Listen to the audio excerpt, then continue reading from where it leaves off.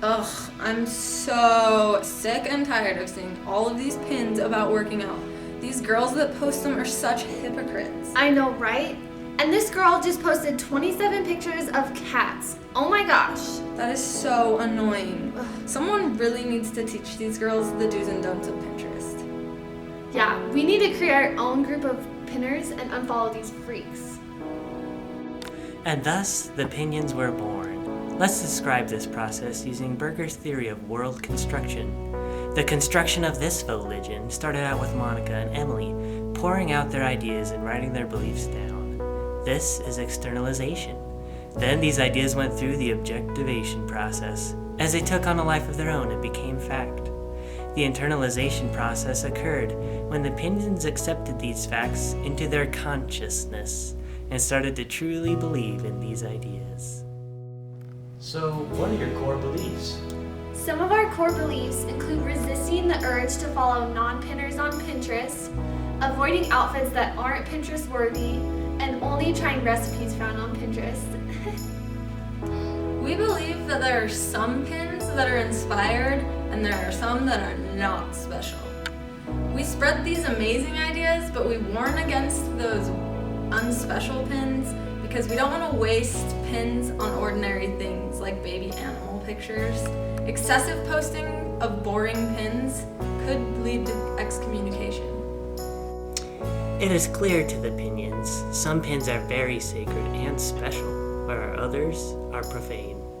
Sociologist Emil Durkheim described the difference between sacred and profane. Sacred things are set apart as extraordinary or awe-inspiring, and profane things are ordinary elements of everyday life.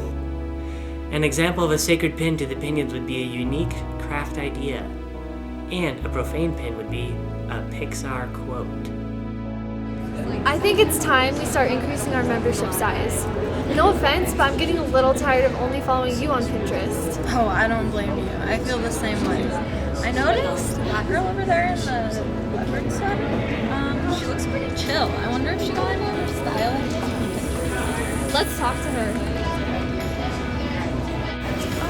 I don't think we've met before, but can I talk to you for a second? Yeah.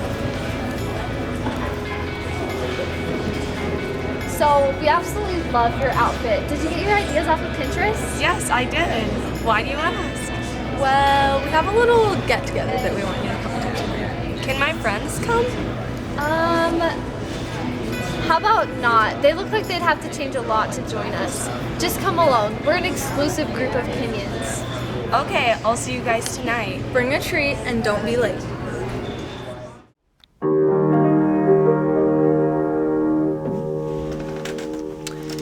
Well, it is quite clear that the original two Pinions do not have any friends, so social capital is not something that they can rely on as they search for potential converts. Stark and Finke would say that this lack of social capital could limit the initial growth of their Fauxligion. This lack of social capital forced them to look for potential converts who shared religious capital, which is what they did and when they spotted Aberash from afar.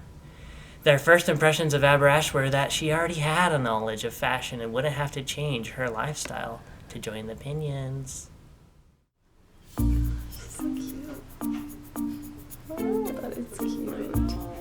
Aberash, we're glad you came. Oh, hey! Hey guys. We wanted you to take part in our ceremony tonight.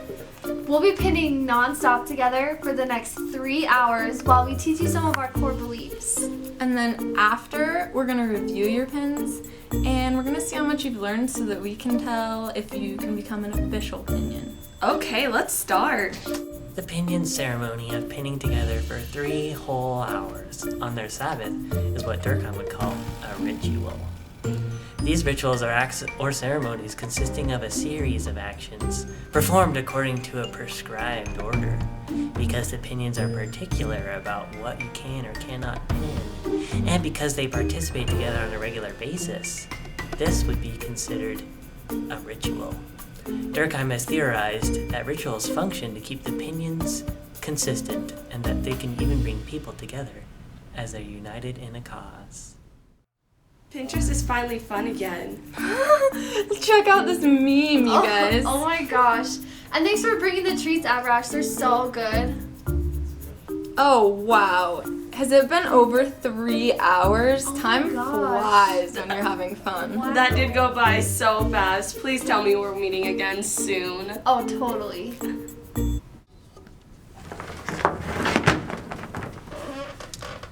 The Pinions share treats at their meetings, point out fun pins, and truly enjoy each other's company. These exciting feelings of unity that exist at their meetings are what Durkheim defined as collective effervescence. This emotion behind the rituals and ceremonies tie the Pinions together. We are pleased to inform you that you have now been accepted as an official Pinion. I'm so glad they wanted me. This is what I've always wanted. It's nice to find someone who has the same beliefs as me and who has the same standards as I do. Conversion versus rehabilitation. Here we saw that Aberash was pleased to find a group who had already had the same beliefs as her, and her process of joining this Fauxligion is what Stark and Finky would call rehabilitation. Because Aberash already had a Pinterest and already had a similar religious capital as the Pinions, it wasn't difficult for her to join, nor did she have to change many of her traditions. Conversion is a shift across traditions. So a Pinion who had become converted to a tradition would be someone who hadn't had a Pinterest account at all before joining the Pinions. Stark and Finky would say that this would be a bigger adjustment to change to fit into a new group. So are you currently trying to increase your membership size? No, but if we meet someone who's a good fit, then we'll invite them. But that's definitely a rare occurrence. We don't like having large crowds at our ceremonies. We don't want freaks joining us, pinning gross recipes or anything like that. Too many Pinions means too many pins to regulate. The Pinions found that they are much happier when they have their group small and close. Max Weber argued that only relatively small congregations can enforce strict standards for membership. With a small number such as the Pinions, it's easier for them to enforce their pinning guidelines and core beliefs. Stark and Finky described that these smaller congregation sizes increase commitment because now the Pinions will be more regulated and feel more important. So what keeps you committed to the Pinions? After I joined the Pinions, my other friends rejected me, so it's because we're too exclusive for them. Also, the benefits of staying here are nice. I mean, I get fashion advice and treats from the other Pinions. Who wouldn't want that, right? Stark and Finky explained that commitment comes from multiple factors, including exclusivity, increased tension with outsiders, and increased rewards.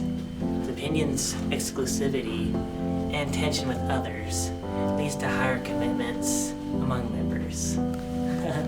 Also, the rewards at their meetings encourage attendance and commitment as well. Are the Pinions pretty close? Definitely. We have a ton of fun together at our ceremonies. It's pretty much like we're a family. Durkheim explained that rituals play an important role in group solidarity. The Pinions' rituals create a sense of unity within the group, especially since they only follow each other on Pinterest. Rituals bind people together as it reinforces group coherence. If they didn't meet together, they would not be as close. So how do you know that your core teachings are true? Well, actually, I wasn't even sure about my core beliefs until I met Emily, and then I realized that she had the same ideas about Pinterest too. When we joined together, my confidence in our beliefs became much stronger, and I knew that others believe these things too. Stark and Finky proposed that an individual's confidence in religious explanations is strengthened to the extent that the others express their confidence in them. The Pinions found increased confidence in their core beliefs as they vocalized their previous annoyances about Pinterest and as they talked about the pins that they like. Always remember the days we were annoyed and our gratitude that Pinterest can now be enjoyed. Pinterest is where we get our inspiration, so it's important to avoid outside temptation. Time always goes by super fast, so we need to make our family last.